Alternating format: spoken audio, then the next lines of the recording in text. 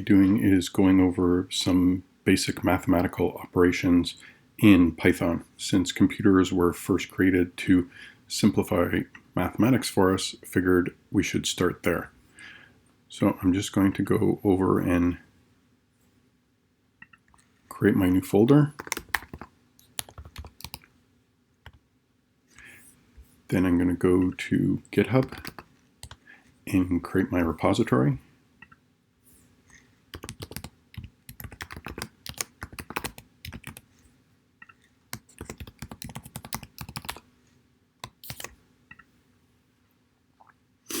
So I'm going to follow the same process that we've been doing before with this naming convention.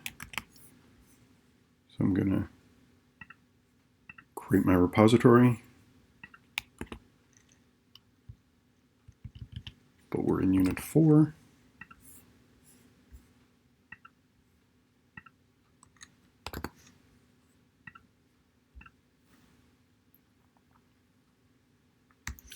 And then grab this URL and bring it back to our environment.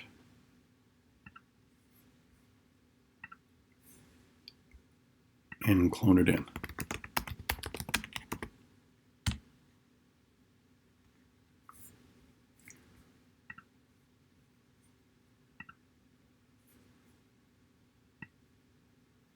So there's our starting point.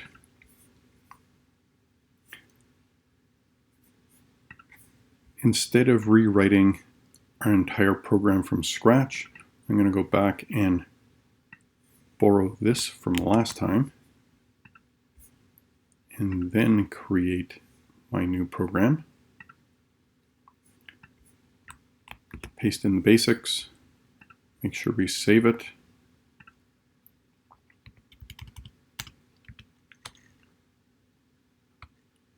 And I'm just going to call this Basic Math.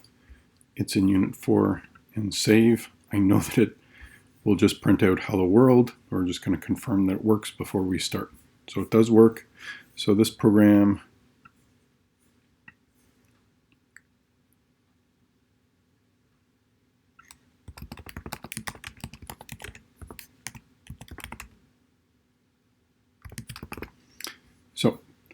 we're going to now just do some basic mathematics. As you learned in elementary school, basic mathematics usually involves adding, subtracting, multiplying, dividing. So that's what we're going to do. Just going to start with a comment.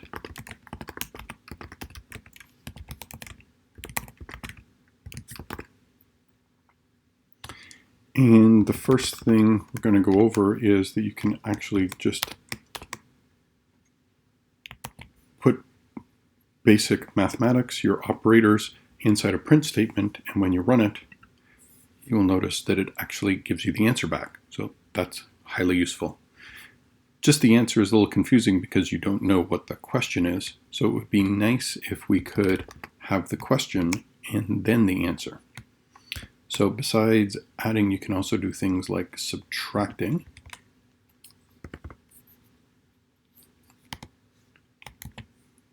So if we run this, you'll see we have both answers, but it'd be nice if we knew what the question was.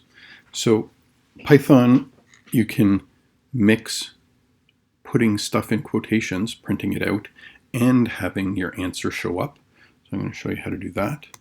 If you just put it inside quotes like we did before, and then there is this special character, the open curly brace and close curly brace.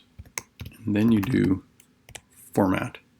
And inside here is where you would put your mathematics. So what this is saying is Python is print this out exactly, but wherever there's this placeholder, format it and put this answer in. So if we save that and rerun it, you'll notice there is our question, which it gives us the right answer. So we're off and running. So we know it can do adding and subtracting. It can also do division.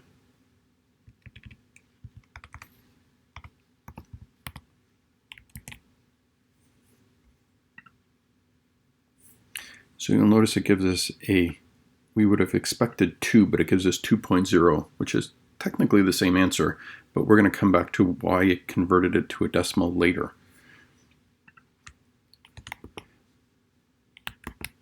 We can do other things like order of operations. That would sort of be important.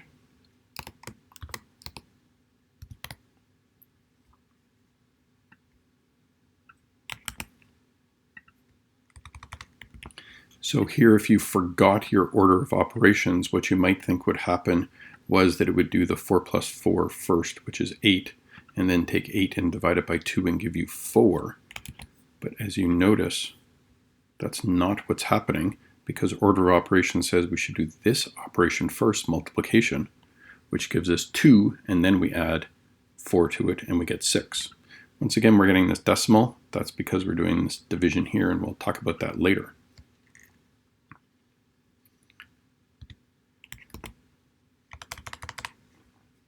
So all the basics of our operations that we can do in math, we can do right here.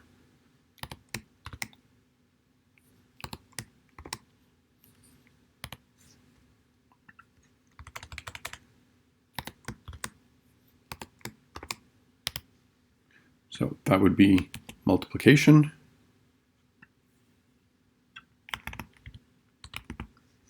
If you remember from math class, to do an exponent, we normally use this little hat symbol. So what this would mean was we're going to take 2 and multiply and raise it to the power of 3. So it would be 2 times 2 times 2.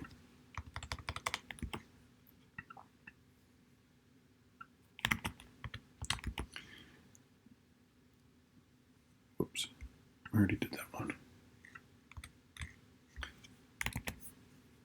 So if we run this, you'll notice we get all our answers. So we can do adding, we can do subtracting. You scroll down, there we go. We can do subtracting, we can do division, we can do multiplication, and we can do exponents. So all the basic operations of math that we do in math class every day, we can do in Python, which makes it really useful. Except there's just one problem. Hopefully you noticed that this is the wrong answer. 2 to the exponent 3 is 2 times 2, which is 4, times 2, which is 8, plus 5 is not 4. So this is another reason why we went over test cases last time, and you need to make sure you know what your answer is before you write your program. So if we didn't know that this answer was incorrect, we would just assume that the computer is doing it right. The problem is that this operation for Python is not the exponent operation. This means to the exponent in Python. So even though the computer gave us an answer, it gave us the wrong answer. 13 is the correct answer. So doing test cases is really important so that you know what's going on. So this right here is actually something called bitwise operand. And, whoops, that's a comment. And this is actually the exponent.